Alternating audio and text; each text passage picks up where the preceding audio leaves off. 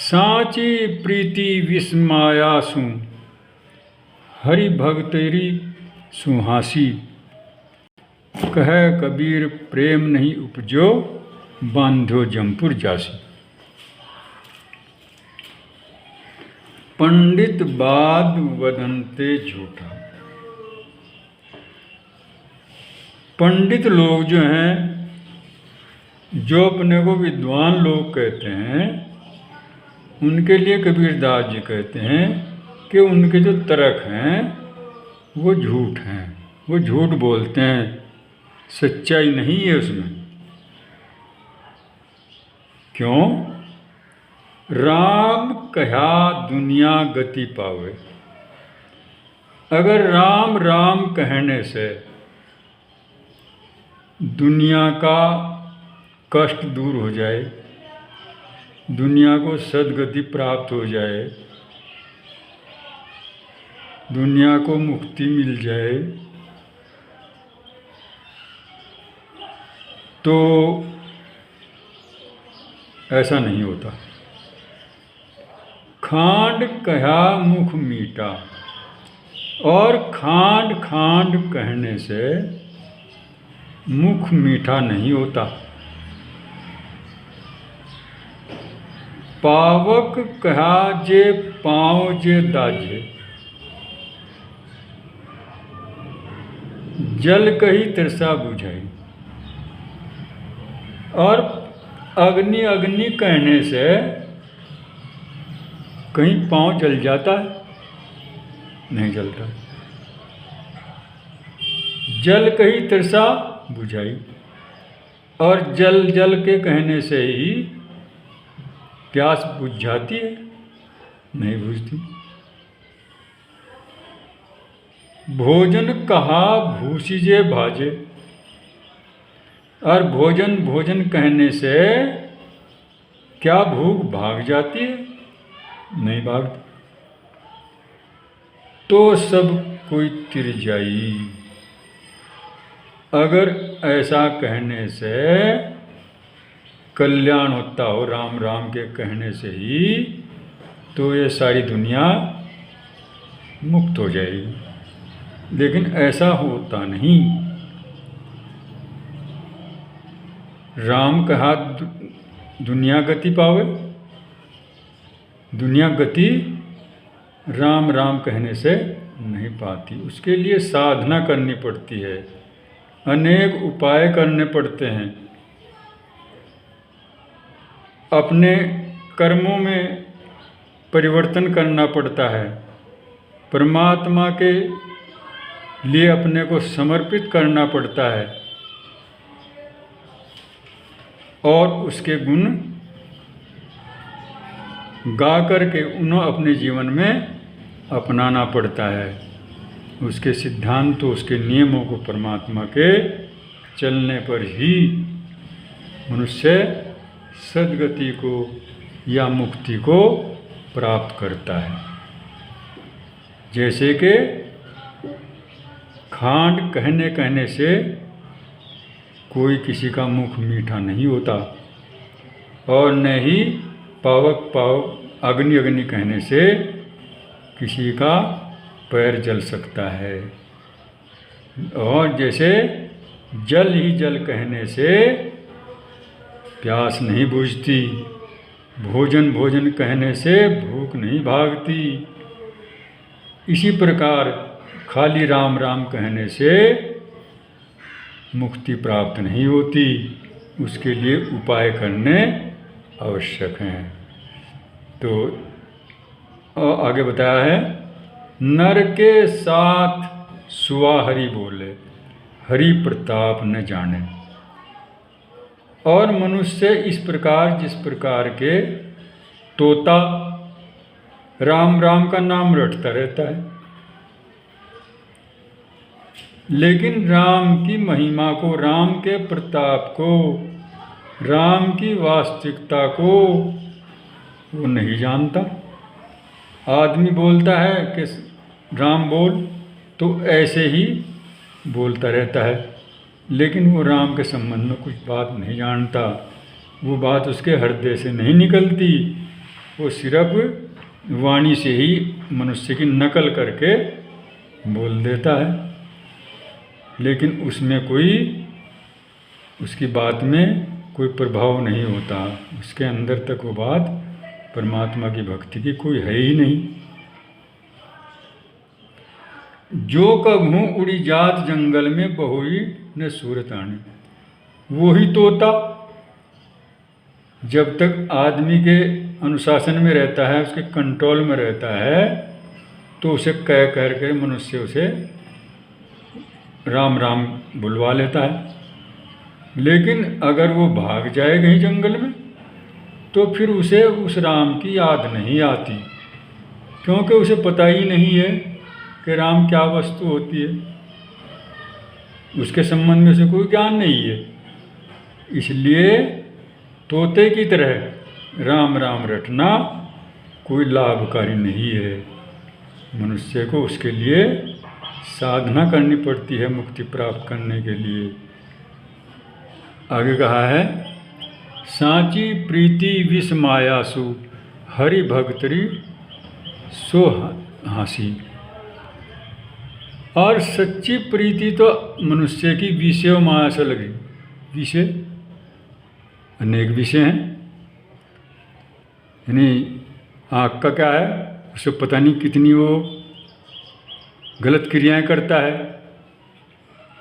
मुंह से वाणी से, वाणी का जो विषय है उससे पता नहीं कितना झूठ बोलता है, झूठ बोल बोल करके अनेक प्रकार के कार्य करता है। तो बताया कि विषयों से, क्योंकि सभी इंद्रियों के सभी विषय हैं और वो उनसे जो सांची प्रीति विष मायासु, यानी आप उस मनुष्य की सच्ची प्रीति तो लगी हुई है माया में, माया के बंधन में, मोह के बंधन में, और अनेक गलत कार्य कर करके वो ईश्वर की भक्ति करना चाहता है। ऐसा नहीं होता। हरि भक्ति तो हासी, और हरि की भक्ति, ईश्वर की भक्ति तो उसके लिए उसने हंसी समझ रखी है, हंसी समझ रखी है, मजाक समझ रखी है, लेकिन ये हंसी नहीं है। कह कबीर प्रेम नहीं उपजो बांध्यो जमपुर जासी। कबीर दास जी कहते हैं कि अगर तेरे अंदर, मनुष्य के अंदर प्रेम नहीं उत्पन्न होता, प्रेम की भावना नहीं पैदा होती, और चाहे तू कितना भी प्रयत्न कर, जब तक प्रेम तेरे अंदर पैदा नहीं होगा ईश्वर के प्रति, साधना के प्रति, अपने कर्म फलों को सुधारने के प्रति, तो तुझे अवश्य ही बंद करके जमपुर जाना पड़ेगा। नरक लोक में यमपुर की, जहाँ यमराज जी रहते हैं, वहाँ तुझे बांध करके ले जाएंगे, अर्थात तुझे नरक में जाना पड़ेगा। क्योंकि ये सच्ची भक्ति नहीं है, ना सिर्फ नाम नाम रटना, मन तन मन धन सब चीज़ों को समर्पित करके और मन कर्म और वाणी से ईश्वर की भक्ति करनी पड़ती है, तब कहीं मनुष्य को मुक्ति प्राप्त होती है। ऐसा कबीरदास जी का कहना है। तो इसका प्रश्न लिखेंगे हम, और प्रश्न में क्या लिखेंगे कि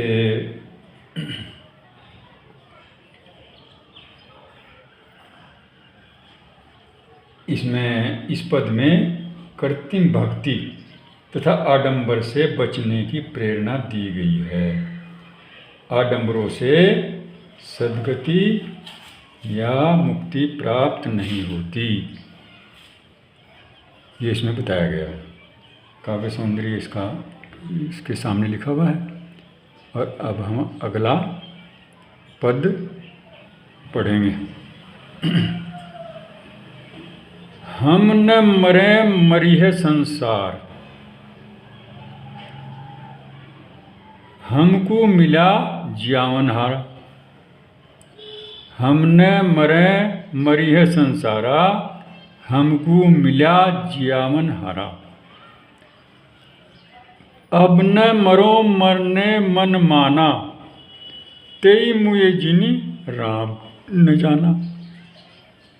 साकत मरे संत जन जीवे, भरी भरी राम रसायन पीवे। हरि मरी हो मरी है तो हम हूँ मरी है, हरि न मरे हम काहे को मरी है। कह कबीर मन मन ही मिलावा, अमर भये सुख सागर पावा। इसमें कबीरदास जी ने कहा है कि परमात्मा और जीवात्मा ये अजर अमर है, ये कभी मरते नहीं हैं, ऐसा बताया है। उसने कहा कि ये संसार मर जाएगा सारा,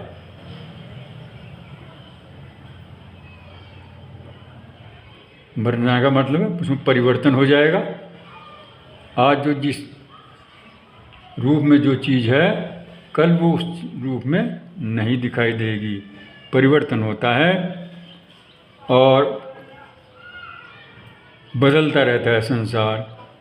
संसार में शरीर एक दिन छोटा होता है, एक दिन बड़ा होता है, एक दिन समाप्त हो जाता है, लेकिन जीवात्मा नहीं मरती।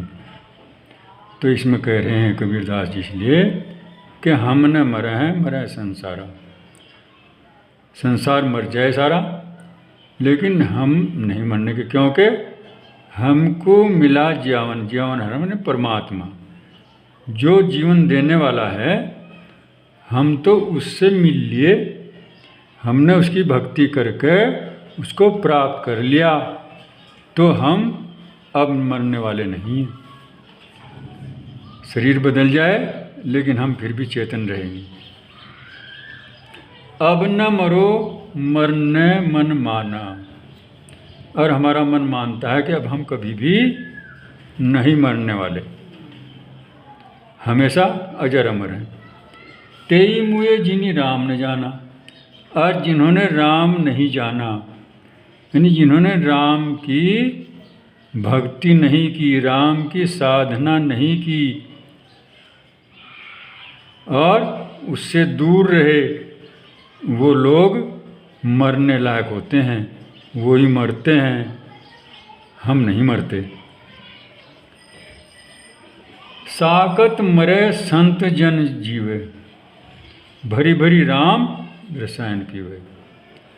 और साकत यानी जो शक्तिशाली हैं, घमंडी अभिमानी आदमी, वो मरते हैं। जो अपने घमंड में परमात्मा को या किसी को कुछ भी नहीं समझते, लेकिन जो संत जन होते हैं, जो सज्जन आदमी होते हैं, ईश्वर के भक्त होते हैं, वो आदमी जीवन प्राप्त करते हैं, जीते हैं। भरी भरी राम रसायन पीवे, और वो भर भर के राम रूपी रसायन को पीते हैं, यानी वो राम की भक्ति हो करके आनंद प्राप्त करते हैं, और उस आनंद को वो पीते हैं, अर्थात उसका भोग करते हैं। हरि मरे हो तो हम हूँ मरी है। परमात्मा भी अजर अमर है और हम भी अजर अमर हैं, यानी जीवात्मा भी अजर अमर है और परमात्मा भी।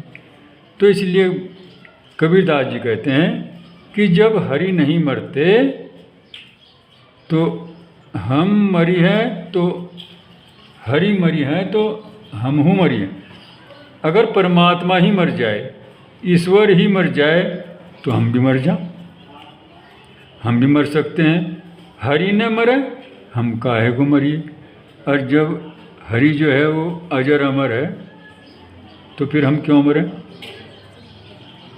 हम भी अजर अमर हैं, उसके साथ ही रहेंगे, क्योंकि हमने उसकी भक्ति करके उसके वास्तविक रूप को समझ लिया है।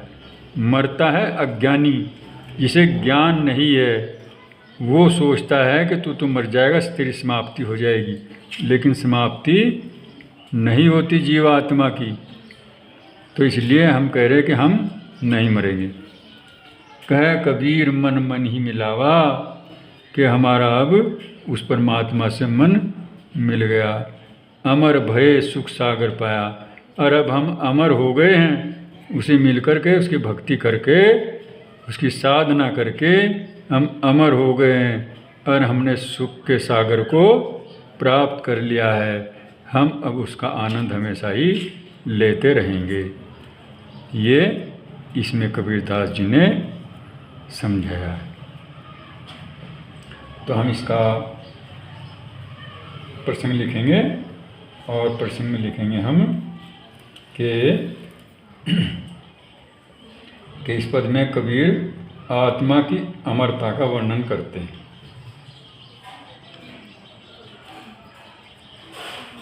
और काव्य सुंदरी ध्यान रखना है, जो लिखा है उसे देख लेना। अब इससे अगला पद पढ़ेंगे। काहेरी नलनी तू कुमलानी, तेरे ही नाली सरोवर पानी। जल में उत्पत्ति जल में वास, जल में नलनी तोर निवास। ना तली तपती ना ऊपरी आग, तोर हेतु कहूँ कासनी लाग। कह कबीर जे उदिक समान, ते नहीं मुए हमारे जान। नलनी कहते हैं कमलनी। इसमें जो कबीरदास जी ने वर्णन किया है, कमलनी कहा है जीवात्मा को, और जल कहा है परमात्मा को। तो वो कह रहे हैं कि अरे नलनी कमलनी, तू क्यों कुम्हला गई, क्यों मुरझा गई, क्यों दुखी हो गई। तेरे नाली सरोवर पानी, और तेरी नाल तो तालाब में है, पानी में है।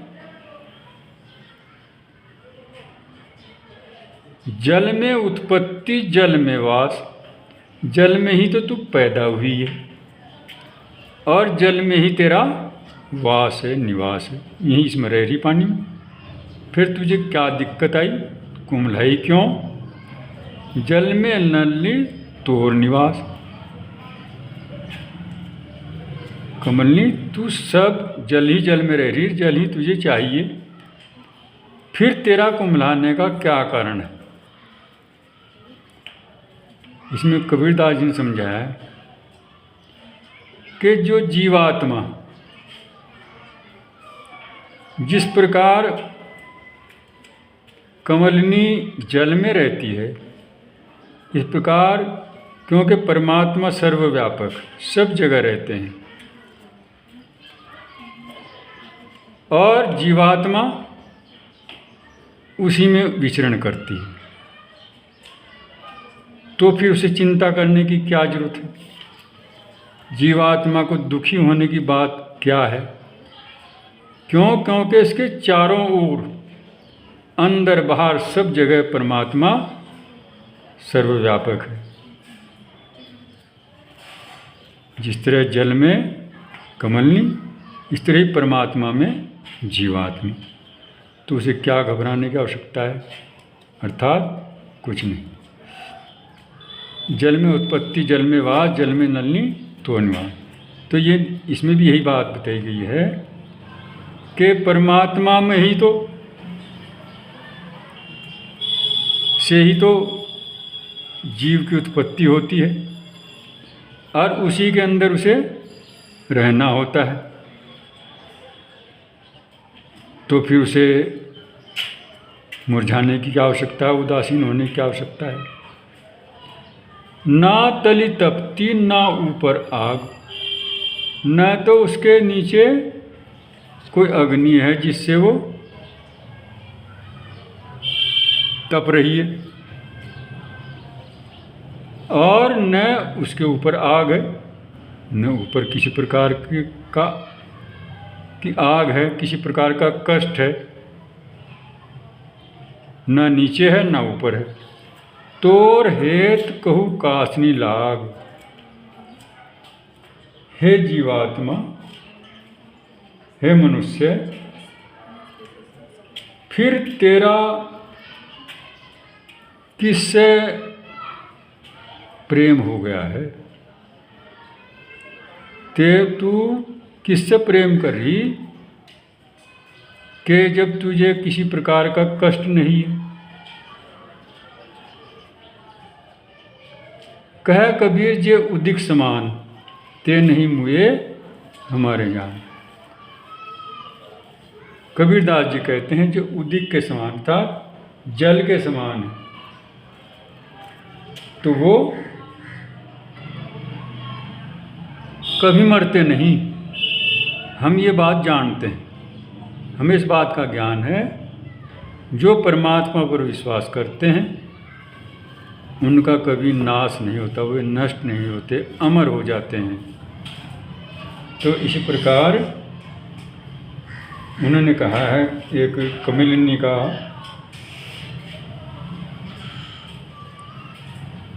उदाहरण दे करके कि हे आत्मा रूपी कमलिनी, तुम ब्रह्म कृपा रूपी आर्द्रता के भाव की आशंका से क्यों कुमला रही हो? तुम्हारी जड़ भी पानी में है और उससे ही तुम्हें शक्ति मिल रही है। जल में ही तुम पैदा हुई हो, जल में ही तुम रहती हो, जल में ही तुम्हारा सारा कार्य व्यवहार है।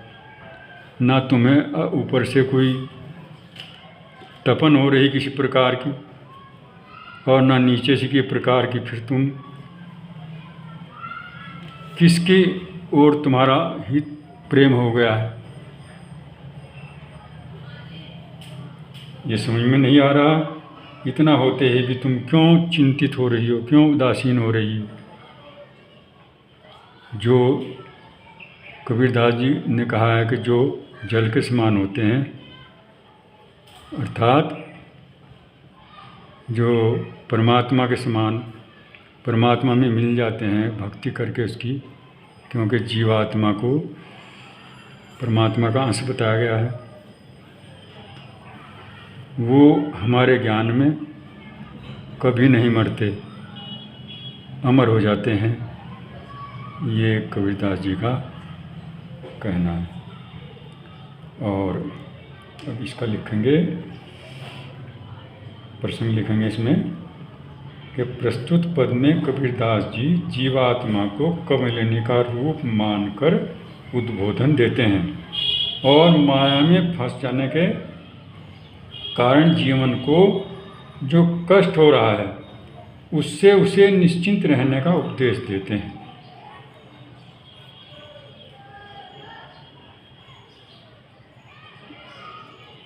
और इसका काव्य सौंदर्य जो इसके सामने लिखा है, इसके अतिरिक्त इसमें लिख देंगे कि कबीरदास जी ने प्रस्तुत पद में जीवात्मा की नश्वरता का वर्णन कमलिनी के माध्यम से बड़े सुंदर ढंग से किया है। तो ये इसका भावार्थ हुआ। और